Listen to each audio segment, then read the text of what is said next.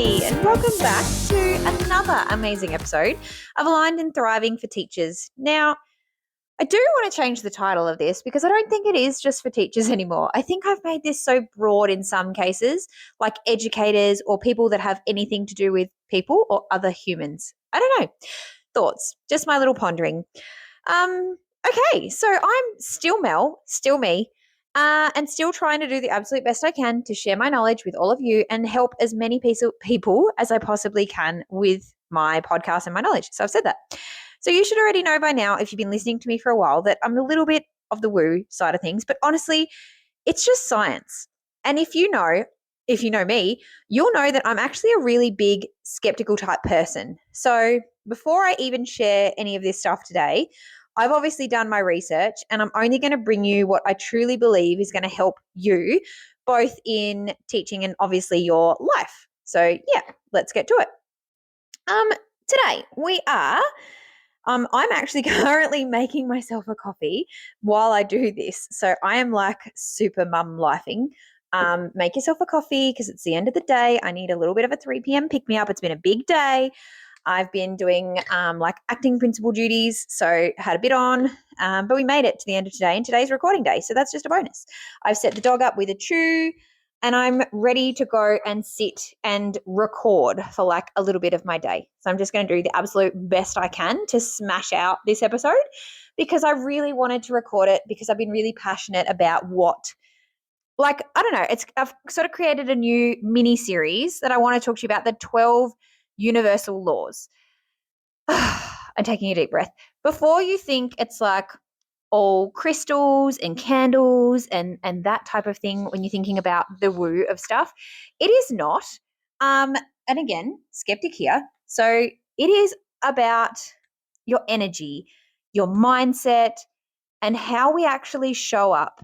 And I'm going to do my absolute best to try and apply this to teaching because it's so powerful. So in this first episode of this mini series, we're going to dive into 4. And these are like some of the biggest 4 laws, I think. The law of oneness, the law of vibration, the law of correspondence, and one of my personal favorites, the law of attraction. These 4 are all about energy and mindset. So you could apply this to your classroom energy. Let's just get into it. So number 1, I'm going to start with the law of oneness. Now, this law is all about connection. Everything is linked. Our thoughts, our actions, our energy, they all ripple outwards. Like this is the whole idea of a flow-on effect. The energy that you put out doesn't just stay with you, it actually affects everyone else around you. As teachers, I know we've all felt it. That day we rush in and we're so frazzled and suddenly the whole class feels unsettled, just as unsettled as you. Or the day we greet every student at the door with calm and confidence and instantly the room just feels that bit lighter. That's oneness. That is the flow-on effect in action because it's real. So what can we do as teachers, educators, human beings to help keep us in that vibe of oneness that's going to work in our favor? We're going to greet people individually. We're going to set the tone. So I know this is hard sometimes. You're going to have to reset and rethink your own energy first because, as I said, the law of oneness means that what you give out is what you're going to start to sort of get back and attract. So if you're walking into work and you're going to have, and you've already had a horrible morning, like real life examples here, I'm a mum. Some mornings I have gotten to work and I have already argued with 2 10-year-olds, one that thinks it's going on 18 and the other that has the maturity of a small child, smaller, I should say. So I've sort of had these arguments with these 2 mini me's / mini husband. I should really say more / mini husband. I shouldn't admit to the fact that one of them is very like me. Anyway, if you know me and you know my children, this will all make sense. But we would have had some things going on in the morning, and we're lucky that we've actually gotten out the door. We're all dressed. We're all functioning. We look reasonable. We've made it to the car without doing anything dramatic. Mind you, I've probably yelled a few times. I'm going to be honest. I've needed to stop and take a few very deep breaths. And then when I get in the car, That is part of my reset routine. That is part of hitting the reset button, and I have to flip the switch for my energy. And then the drive to work/school, that's our reset time where we talk it out, we have some time, we calm down, we can put on some high vibe music if we're feeling a bit low to get our energy back up.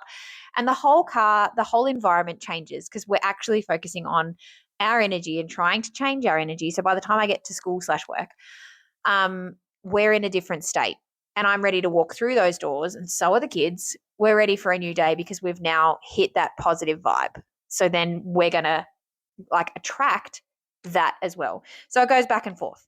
So you might need to do a 30-second check-in with yourself before you get in the car, before you go to class. It's those things that I've talked about before of taking a deep breath, stopping to actually count, and counting down like 5, 4, 3, 2, 1, because then you've actually got to do an action. So then you've got to move forward. You've got to go through the door. You're going to just have to change your mindset and get going. Sorry, I just clicked. That was a habit. I physically clicked my fingers and I just did it again because I talk with my hands. Okay, so you can imagine I'm clicking your brain into gear. Another thing that you can do, like an action step, is model kindness. Like one little act of compassion, it can set off a whole ripple effect for the rest of the day. Like seriously, my theory in my head sometimes, one of my affirmations is like, kill them with kindness. Like absolutely smother them with kindness, because you are going to attract that back. And it actually starts to really annoy some people because you are so calm, cool, collected, and kind that they're like, oh my gosh, I'm finding it so hard to be mean to you because you're being so nice.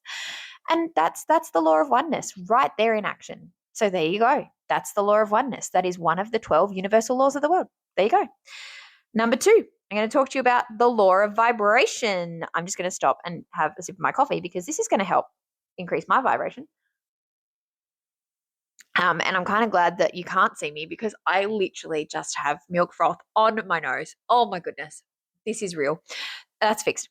Okay. So the law of vibration, this links again directly to the oneness. Science literally proves it. If you can put anything under a microscope, right? And if you ever have, and you've looked and you'll see that it's actually moving, like little particles are having a little party. They're actually vibrating because everything is energy. And here's the kicker. The frequency that you vibrate at matters.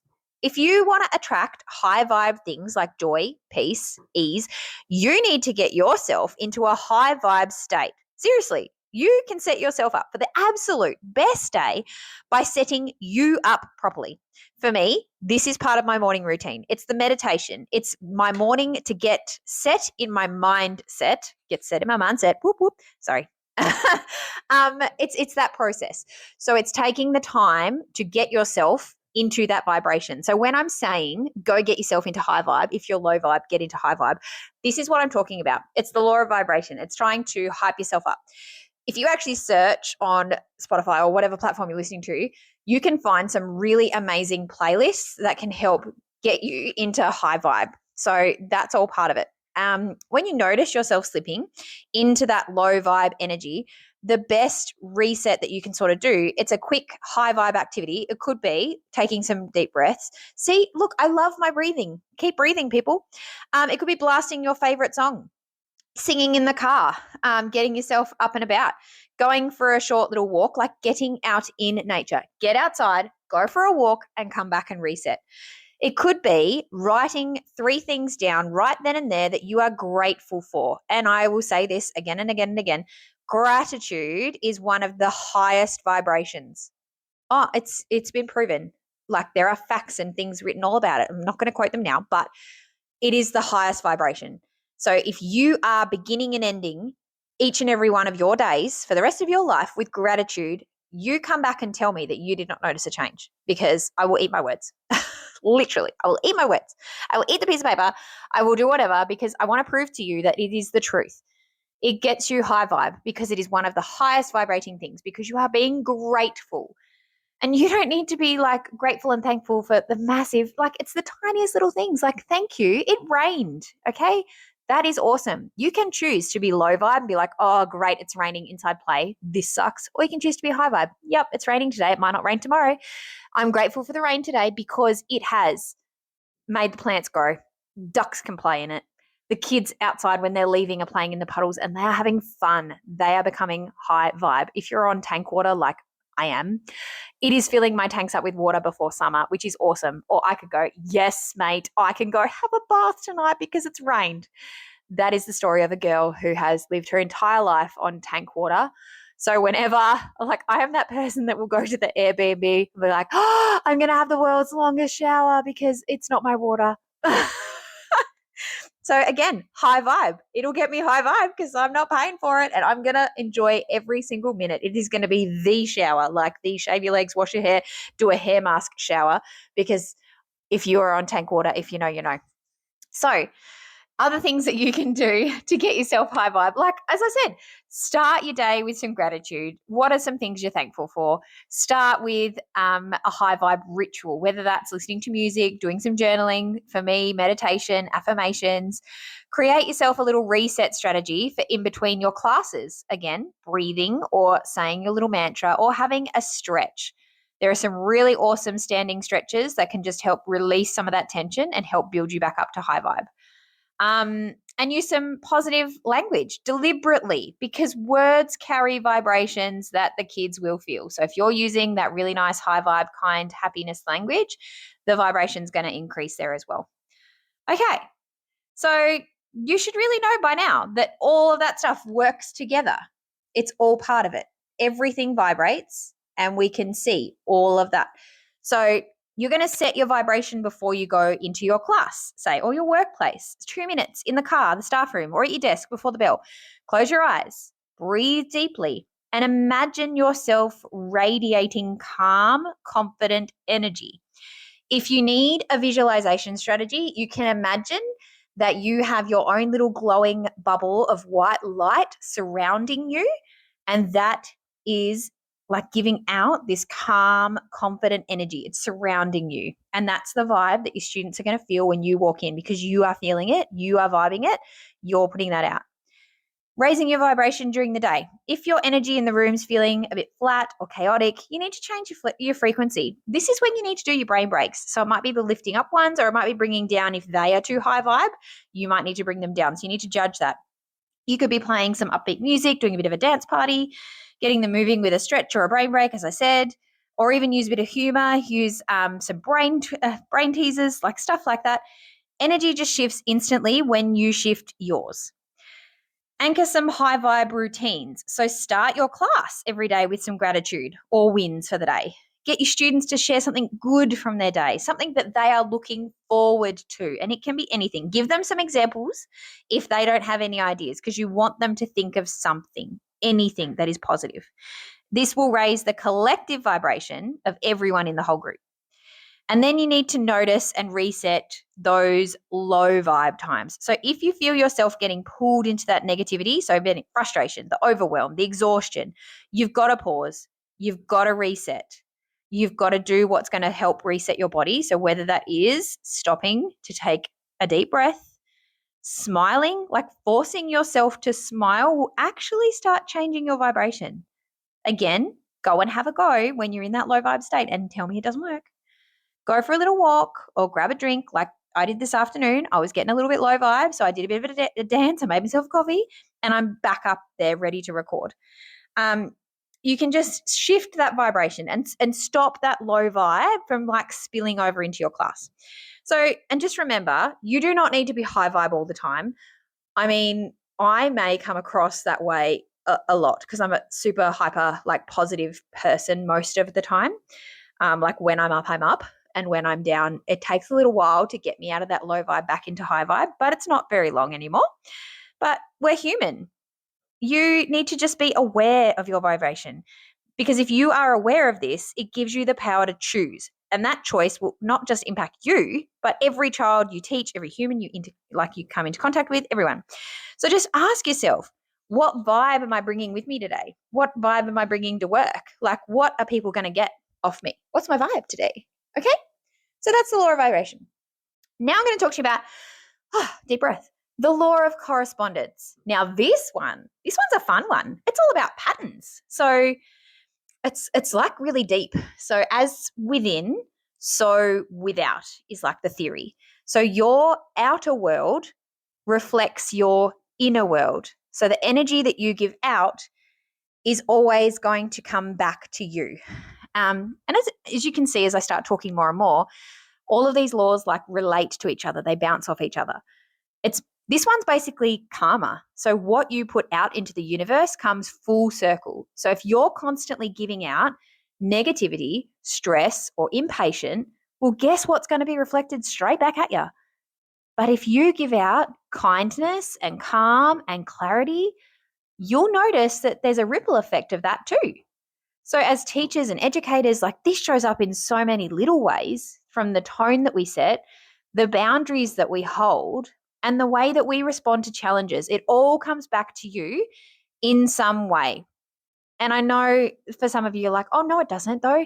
It may not be instant. It's not going to be like snap your fingers and there you go. It takes time. So just because you've been so high, positive, high vibe state does not mean that the whole world's going to change in a day. It's going to take time, but as within, so without. The more you're changing your insides, the better your outside is going to get and the better your perception of what's going on outside is going to be. Okay? It's all positive if you are becoming that way inside. What can you do to help yourself get into the groove of this whole law?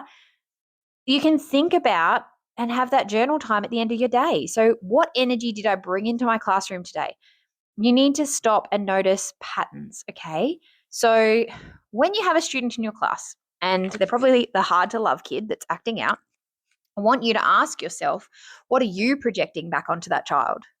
Because if you are projecting love and kindness and doing that repeatedly and being consistent, it's going to come back to you and that child will appreciate that in the long run because that is the law of correspondence, okay? So again, the flip side of that is as within, so without. You've got to imagine that this child is probably someone who does not have so much positivity or love or kindness or thoughts of positivity about themselves. So that's what their external projection is going to be because they don't have those feelings. So you have to be that feeling for them and you have to educate them on how to do that. You need to be that person that they can turn to that is consistent and loving and kind in the way that you're dealing with it. You can still discipline children, but do it with kindness, and that's what they need. So think about, what are you projecting onto that child? Okay. Reframe your problems as lessons. So this isn't happening to me, it's happening for me. Life doesn't happen to you, it happens for you. If you heard Nyla in the background, she just growled, so she agrees. So life happens for you, not to you. So please stop thinking that that's how it is. All right, so I hope all of that part made sense. The last one I want to talk to you about today is one of my most favorite laws because it's the law of attraction. Okay, like attracts like. Whatever you're vibing, that's what you'll attract. So if you want more abundance, joy, and connection, you've got to be putting out those vibes first. And the most beautiful part, it often comes back in ways that you don't even expect it to come back. This is one of the reasons why I think I find journaling so important to me. Because when you go back and you look at your old entries, you might actually realize how many things you have achieved, or if you want to call it manifested, sometimes without even realizing it in the moment. It is proof that what you focus on actually grows and gets bigger and better. So this is really key for me. This is why I do stuff like writing your goals at the start of the year. It might not be goals, but things that you want to set out and achieve. You might have a vision board for your year and say, okay, this year, this is what I want for my family. This is what for my work. This is what I want for my class. These are all the things. You can do it on Pinterest. Just have like a Pinterest board of your classroom. And these are the things I want for my year. These are the things I want for my term. You go back to my episode about manifesting a better term. Go back through that and do those things. You can do this for your whole life. I have lots of journals. That's a bit sad, isn't it? Well, no, it's not sad. I have a lot of journals because I like to journal about different things. So I have a specific journal for the books that I read. So I can reflect upon what I've read and then apply it to my life. And then I can go back through and I'm like, oh, hang on, I did read something about that. And I've usually got a note about it and that will just jog my memory. Then I've got my journal that I write in every night. That's sort of the rundown of the day. I write about three things I'm grateful for, and my mood throughout the day, so I can sort of gauge how I was vibing. I then have another journal that I don't use every day. It's one that I focus on at the start of a month. I sort of focus on, this is what I want to achieve this month. These are my goals. These are the things that I'm going to remember. And then I can sort of reflect back and go on, okay, what did I achieve last month? And when you're reflecting, it's amazing, because I didn't realize that there was one month where I actually had achieved everything, but I'd forgotten about it. I'd like set out my plan and gone, yep, these are the things I want to do. What do I want to achieve? And then just sort of pushed it to the side, got on with my life, did all the things that I thought in my head, got to the end of the month and was like, oh, I got really busy this month. What was I actually trying to achieve? And then I'd go back through and go, oh my goodness, I didn't even know that that's what I had attracted. I had done everything that I'd set out to do because I was so focused on just putting out what I'm like, okay, if I want to achieve this, this is how I need to act. And so I was just acting like my future self without even sort of trying hard. And I had achieved everything that I'd set out to achieve. So then you just get that instant sense of abundance and joy, because you're like, yes, oh my gosh, I'm so grateful because I have achieved it. It's that evidence. It is evidence. It's an evidence journal. You could start an evidence journal every week. You could jot down the moments when good things came your way. You are thanking and putting that thought back out into whatever you believe in. So whether it's a universe, God, whatever, but you are putting it back out there to say, look, thank you. I want more of that. Give me more of that. I'm going to keep doing what I'm doing and get even better, because then that's going to come back to me. I'm the type of person, and again, if you have not listened to some of my earlier episodes, go back to those. I've talked about the fact that I was brought up in a family where, okay, so my dad is Dutch. There is a very stereotypical type that goes with Dutch people that we're known to be stingy. Okay. So when I was in high school, I would stop and I'd pick up 10 cents off the ground and be like, yay, money. I scored 10 cents. Yay, me. And people would laugh and be like, oh my gosh, you're so stingy. It's 10 cents. Hello. I've just told the universe I've got money. Thank you, universe. Thank you for this money. In that time, you could go to the canteen and buy a lolly strap with 10 cents. Now, good luck to you. But that, to me, true abundance. Thank you, universe, for my 10 cents. I'm going to go to the canteen now and buy a sour strap. Sick. I'm set. But yet there were people that did not have that law of attraction going for them, because they were like, oh my gosh, you're so stingy. You just picked up 10 cents. No, look at me now. What am I attracting now? Like, it is your perception. What you put out, that's what you're going to get back. That's what you're attracting. So focus more on that. Visualize your ideal class and how you want them to be every morning. Set the tone before your kids get there. Okay? It makes sense. All of this sort of information. So I read a lot. It may not be a physical actual book. It'll be an audiobook, or I do have my Kindle. Like I have a variety of strategies depending on what I like. Sometimes I will get an audiobook first, and I am one of those horrible people that listens to it in like 1.5. So they're talking really, really fast. But I also tend to talk really, really fast sometimes when I get excited about things. So if you listen to my podcast in 1.5, like go for it. Do I sound like a chipmunk? Because sometimes if I was talking really, really fast and then you put me in 1.5, I'd speed up. That would be fun. Sorry, way off topic. Bringing myself back. So I listen to an audiobook, and then if I thought, oh, I really want to go back to that, I find it difficult to find the spot when you're reading an audiobook or listening to an audiobook. So then I might actually order the physical book if I want to physically like highlight or take notes. And then I've got some that I've got on my Kindle, but then I've taken so many notes in my journal for my book reading that I would just go back to my journal to look at that. But then if I really need the actual context from the book, I can just get it on the Kindle and do it that way. So yeah, it just depends, because sometimes obviously your Kindle and your phone, they can all run out of battery. So it's always good to have a paperback sitting there. So I've sort of got a rotation going on, pile of books that I'm still reading and working my way through. But this sort of information, it's all going to come from research and things that I have read. It doesn't just come out of thin air. I'm not an expert in that area, and I've never, ever claimed to be an expert in anything. I'm just sharing my real world connection, knowledge, all of the things, and the research that I have done. And I will tell you the right people to go to get the formal research or the formal information, because that's what I'm trying to attract. Like, as I said, like attracts like. If I'm putting out into the universe that this is the stuff that I want and I want to learn about and I want to build more because I want to help people, that's the vibe that I'm hoping I'm putting out, if that makes sense. So today's podcast, so this has come from me reading and learning about the 12 laws of the universe. And then this is basically my really short interpretation of those 12 laws. Now, I've only talked about 4 today, so just the 4. They're 4 big ones. I've learned a lot about the law. Yes, thank you, Nyla. I've learned a lot about the law of attraction. Nyla is trying to attract more food by her barking. They're not just out there concepts. They're practical, they're science-based, they're backed by science, I should say. And it's going to show up now that you know about some of these. You're going to see them showing up in your classroom or in your workspace every single day. So for this next week, because I release these on a Sunday, for this next week, I want you to experiment with some of these. Like, pick one of the steps that I've talked about, just one from today's episode, and try and put it into practice and notice what changes. Notice how your energy shifts and how your students or your work colleagues actually respond. Next week, I'm going to dive into part 2 of this mini series, all about the action and the growth and the universal laws that remind us of why our effort matters and how we can transform challenges into opportunities. Okay?